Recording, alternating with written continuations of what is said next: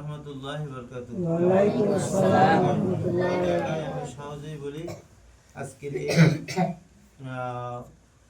সম্মানিত অনুষ্ঠানের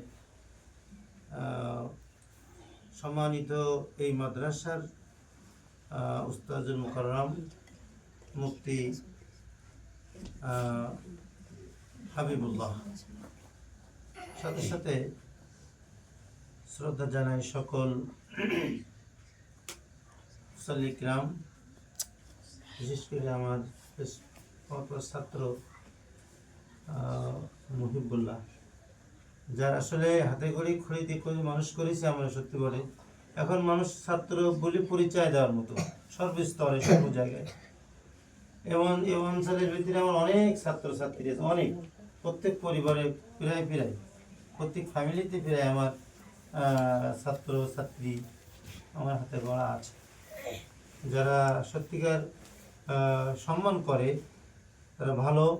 আল্লাহ পাক তাদেরকে হায়াত দান করুক এবং নেক হায়াত দান করুক এবং সঠিকভাবে ইসলামের প্রতি চলার তৌফিক দান করুক বলে আমি সর্বশেষ যে এই মাদ্রাসাটা আসলে যারা পুনরায় আবার মানে কঠিন আকারের আঁকড়া দিয়ে ধরেছে, তার মধ্যে আমার বিশেষ কয়েকটা ছাত্রও আছে এবং এই মহল্লাবাসীও আছে।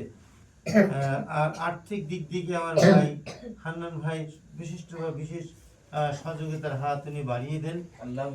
যেখানে যে অবস্থায় যেখানে যেমনি বলা হয় উনি হাত টেনে নেন না, উনি হাত আগায় দেন প্রতিষ্ঠানকে প্রতিষ্ঠিত করার জন্য এবং সর্বাঙ্গীন ভালো করার জন্য। আমার আজকের এই কোরআন ধরার বা সবক নেওয়ার অনুষ্ঠানে আমি বিশেষ করে আমার এই ছোট্ট ছোট্ট সোনামণিদেরকেই বলবো, বিশেষ করে যে তোমরা যে পথ ধরেছ, শয়তান তোমাদের ঘাড়ে কিন্তু কিছুদিন পরেই লাগবে, লেগে যায়। এর থেকে শয়তানের হাত থেকে রক্ষা পাওয়ার জন্য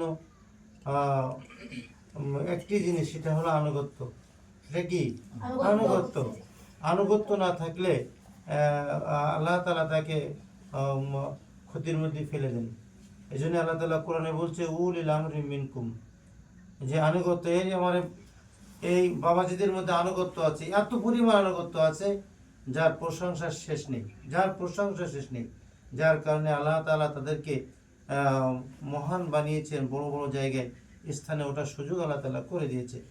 তো আমি বলবো তোমাদেরকে এই আনুগত্যটুকু তোমাদের থেকে হারায় না যায়, কি না যায়, খেয়াল করো, এই আনুগত্যটুকু তোমাদের মধ্যে থেকে হারায় না যায়। অর্থাৎ হুজুর যে কথাগুলো বলবে সে কথাগুলো একেবারে কানে কি রাখতে হবে, বেঁধে রাখতে হবে। যেটাই বলবে সেটাই বেঁধে রাখতে হবে। একটা যদি চল মারে তা মনে করতে পারে তোমার কল্যাণ, ওটা কি তোমার কল্যাণ, তোমার ভালোর জন্য তোমার একটা চল মেরেছে, তোমার ভালোর জন্য তোমাকে শশাইছে, ভালোর জন্য তোমাকে বকা দিয়েছে, ভালোর জন্য তোমাকে দাঁড় করে দিয়েছে, ভালোর জন্য তোমাকে ভেতরে আঘাত করেছে, এটা তোমার ভালোর জন্য করেছে। আর এটাকে আমরা